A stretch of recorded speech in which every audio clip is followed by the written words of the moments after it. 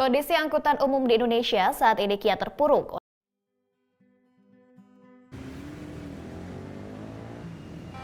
Public transport in East Java is stepping into a new era, clean, scheduled, and seamlessly integrated with our smartphones. This is the Trans-Jatam, a symbol of progress, efficiency, and a rapidly modernizing society. It moves with precision, carrying hundreds of commuters in air-conditioned comfort. But look out the window, past the dedicated bus lanes, and you'll see a different kind of rhythm. Before the smart cards, before the scheduled stops, there was another king of the road. And for millions of people, it is still the beating heart of the city streets.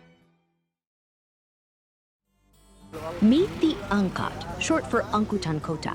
These humble, modified minivans have been the lifeblood of Indonesian mobility for decades. If the Trans-Jatim represents the future, the Angkot is the resilient, colorful soul of the past, still fighting to survive in the present. We spoke with several drivers waiting for passengers under the afternoon sun. For most of them, the arrival of the big buses isn't just a change in traffic, it's a direct hit to their survival. Bapak biasanya narik angkutan ini mulai jam berapa, Pak? Setengah lima. Sampai jam 5 sore. Jam 5 sore ya, Pak. Rata-rata gitu penumpangnya kalau Bapak hitung itu ada berapa banyak, Pak? Dari jam 5 sampai jam 5 itu ya kalau dianggap setoran kan 50.000. Ya. Paling dapatnya sekitar 100 ribuan. Mesti sudah makan itu 100 ribu dapat. Kalau buat setoran 50 kan tinggal 50. Oh ya, tinggal 50. Berarti setoran 50, habis itu 50-nya buat Bapak sendiri. Iya. Oke. Buat Bapaknya sendiri 50 itu apakah termasuk dengan bensin apa? Bersih. Oh, bersih ya. Oke. Bapak tahu Trans-Jatim sebelumnya? Tahu. Nah, dengan adanya kehadiran Trans-Jatim gitu, apakah berpengaruh ke angkutan umum Bapak gitu? Mungkin dari penumpangnya mulai sedikit apa gimana? Pengaruh. Lumayan pengaruh banget tuh. Soalnya dari surat media itu Ya. biasanya ramai penumpangnya. Nggak ada. Pengaruh. Kalau Mungkin kira-kira mulai kapan ya, Pak? Mulai pengaruh gitu? ya semenjak Trans-Jatim ada, datang gitu. Iya. Situ kalau menurut Bapak sendiri, kenapa kok orang-orang jadi jarang naik angkutan umum gitu? Karena ini sudah banyak saingan. Udah banyak saingan ya? Iya. Kayak apa?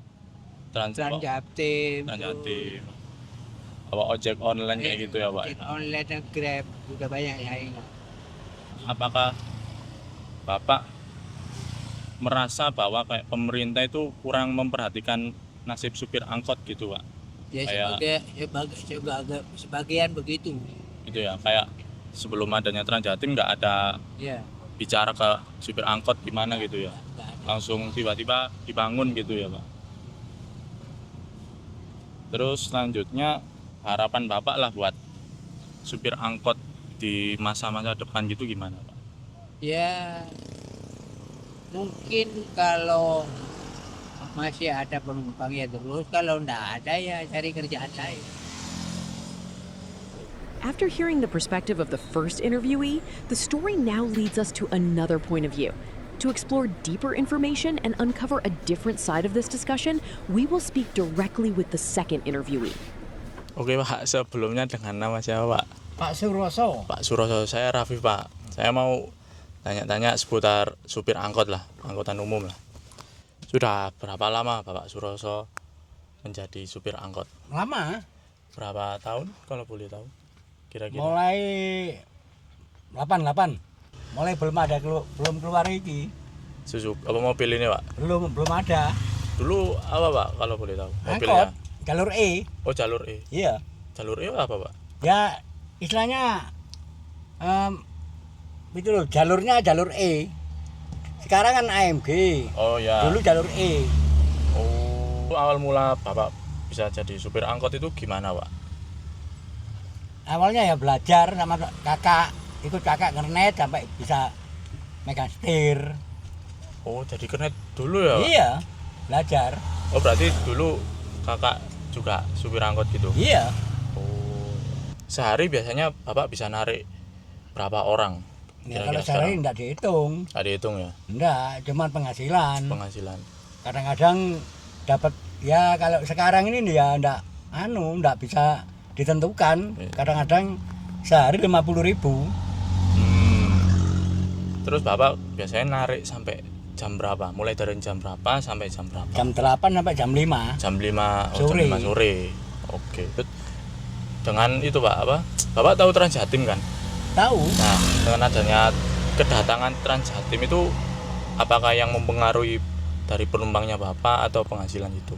Ya kalau Transjatim kan enggak bisa terpengaruh ini. Karena lewatnya kan lewat dari terminal.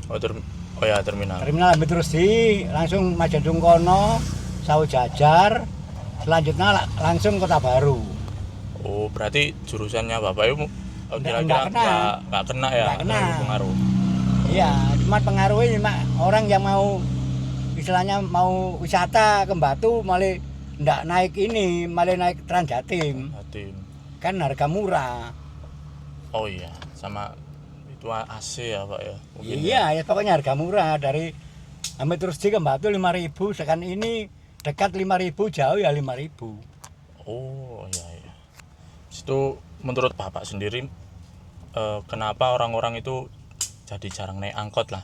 Mungkin dari ceritanya temannya Bapak gitu bisa. Ya mungkin sekarang kan banyak pengaruh seperti Grab, Gojek, online, Maxim. Kan iya. banyak ojol. Oh ya, mulai online itu ya Pak? Iya. Jadi- Online. Pas Covid gitu juga ngaruh juga ya Pak? Covid sama pengaruh, enggak boleh sih banyak, paling banyak 5.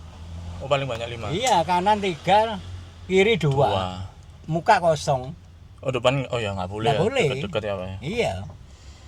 Itu selanjutnya apakah Bapak merasa kalau pemerintah ini kurang memperhatikan nasib supir angkot lah? Ya juga bisa, Mas. Masalahnya seperti ini kan dulu enggak ada Gojek kan hasil penghasilan kan lumayan. Ya. Sekarang ada Grab, ada Gojek, jadi ya kita nyari seadanya. Lokal aja. Numpang biasa orang kerja, orang kemana dari Surabaya ke misalnya Ndalegi kan naik ini. Kan ada jurusan. Oh, iya. Dampit. Itu naik dari Arjosari ke Gadang nanti overbase. Oke.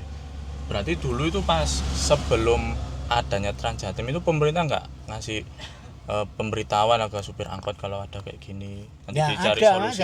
cuman dari ketua AMG yang ngasih tahu.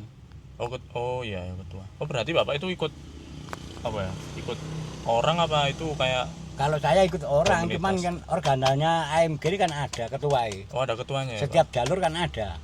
Pak? Oh. Jadi misalnya Mas mau menemui ketua itu ada di Gadang. Namanya Pak Mujib. Pak Mujib. Iya. Oh berarti jurusan kayak AMG. Iya, AMG. DL gitu ada ada kepalanya gitu Ada ya? kepalanya, ada ketuanya. Jadi yang seperti ngasih izin apa seperti Transjatim itu ya dari ketua AMG. Oh lewat situ ya Pak? Iya. Oke. Harapan apa ya? Harapannya Bapak di masa depan lah untuk supir angkot lah. Ya kalau menurut saya kalau harapan saya ini ya sekarang enggak bisa Mas apa ya diprediksi enggak bisa karena sudah terlanjur. Sudah turunnya ada Gojek, Grab ada semua. Enggak bisa, kita kalah kuat. Malah kuat. Iya. Terus pendapat Bapak pinginnya seperti gimana? Kuat. Ya kalau kepingin saya ini ya kalau ada penumpang ya kita muat enggak pikiran panjang, kita kerja seharinya berapa gitu aja, sore pulang. Karena kita sudah kehabisan kalau apa seperti bahan bakar udah habis berhenti. Kalau sudah kena ini pengaruh yang 4 macam ini ya kita enggak bisa berkutik. Dulu kita kan bisa seperti Grab mobil ambil penumpang di jalan kan enggak boleh. Sekarang kan sudah bebas. Ada di Matahari diambil sama Grab mobil. Jadi tinggal kasih tok gini datang sendiri. Datang sendiri ya Pak ya. Sudah masuk kampung. Kalau ini kan enggak bisa. Oh nggak bisa Pak masuk Ya kampung? misalnya dari Matahari penumpang mau turun ke Mirahan ya turun di jalan raya. Oh iya.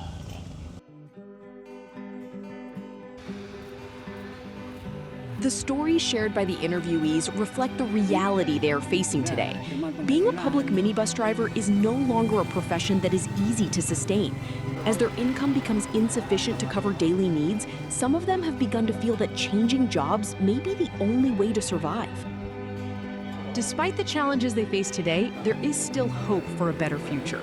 The voices of these public minibus drivers are not merely stories of hardship, but also a reminder that they deserve support, opportunity, and appreciation for the role they have long played in society. It is hoped that in the future, better solutions and greater attention can help them continue their livelihoods with dignity and renewed optimism.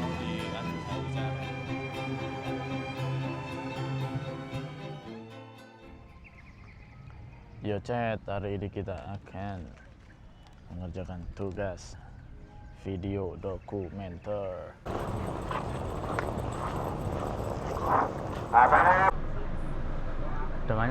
Dengan aja Allah. Mana. Kalau sekarang dulu rokok gudang baru, sekarang aja baru Mas. Lumayan Iya. lumayan ngaruh nih Pak, mulai rokok. Ya iya, sekarang 18.000, sekarang 10.000. Nggak cocok Pak yang filter Pak. Ya cocok aja, Cocok pokoknya aja. rokok iya. Rokok gitu. Iya. Ilegal, Pak. Ilegal.